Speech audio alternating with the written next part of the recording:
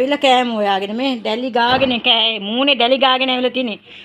කාගේ මූණෙත් දැලි ගාගෙන ඇවිල්ලා තිනේ මේ. කාගේ මූණෙත් දැලි ගෙවි කාගේ මූණෙත් දැලි ගෙවි මූණේ ඔක්කොම දැලි ගාගෙන ඇවිල්ලා තිනේ කොකෝ. මොකද්ද කොකෝ මේක තේරෙම. කොච්චර ලස්සන දිටියේ කොකෝද මොකෝ මේ දැලි ගාගෙන අයියෝ නින්ජා වගේ. මේ මොකද මේ? අලුතෙන් මොනාරි ටීවී ප්‍රෝග්‍රෑම් එකකටවත් ගියාද? පූ ඇඩ් එකකටවත් ගියාද?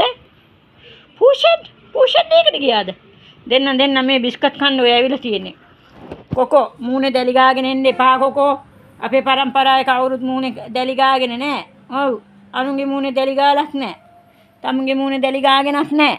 හොඳට සබන් දාලා මූණ හොද ගන්න. උදේ අවශ්‍ය දත් මදින්න හොඳට සබන් දාලා මූණ හොද ගන්න. එතකොට දැලි තින්නේ නැහැ. ඉස්සර නම් අපි ඔන්න මේ දරලිපේ වැඩ කරේ. ඒ කාලේ නම් දැලි නෑවා. දැන් නම් දැලි නෑ. දැන් නම් ගෑස් එකෙන් වැඩ මේ නැට්ටක් යනවනේ ඉන්න බිස්කට් දෙක. දැලි ගාගෙන ඇවිල්ලා. අයියෝ මේ කෙල්ලෝ තමයි මූණේ දැලි ගා ගන්නවා. ඒ කියන්නේ ඒ කාලේ ඉස්සර නම් අනේ අම්මේ දැන් කොල්ලෝනේ මූණේ දැලි ගාගෙන ඉන්නේ. මොකද්ද මේ තේරුම? නැට්ටත් වන ඩංග ඉන්නවා ටිකක් ඉන්නවා දෙනවා බිස්කට් ඉවරයි තෝතිනේ බිස්කට් ඉවරයි අයියෝ බිස්කට් ඉවරයි ඉන්න සල්ලිත් ඉවරයි අපි කාලත් ඉවරයි කොහමද කෑම රසයි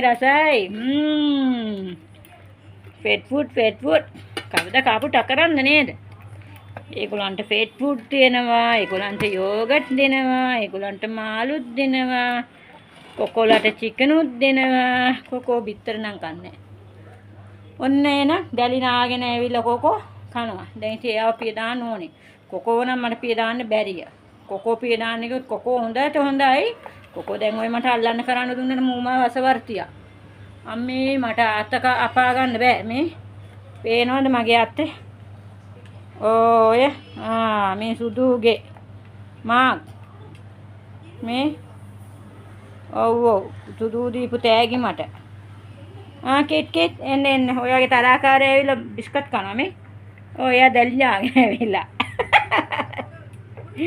කිටිගේ බලන්න මේක කනවා මගේ බිස්කට් පංගුව නූන්නාන නේද කිටි ඔයාගේ බිස්කට් පංගුවෙන් තමයි යාට දුන්නේ මං ඔව් ඔයාගේ බිස්කට් එකෙන් තමයි දුන්නේ ඔයාට නෑ අයියෝ මාරේ වැඩි කිටිට බිස්කට් නෑලු කිටි කොයස් දෙකෙන් කියන්න අයියෝ දුකේ බැරුවා අන්න මම යනවා කිටියට බිස්කට් දෙන්න කාට දුන්නේ නැතත් කිටියට දෙන්න ඕනේ හරි එනමෙ කිටිට භාජනේ රෙඩි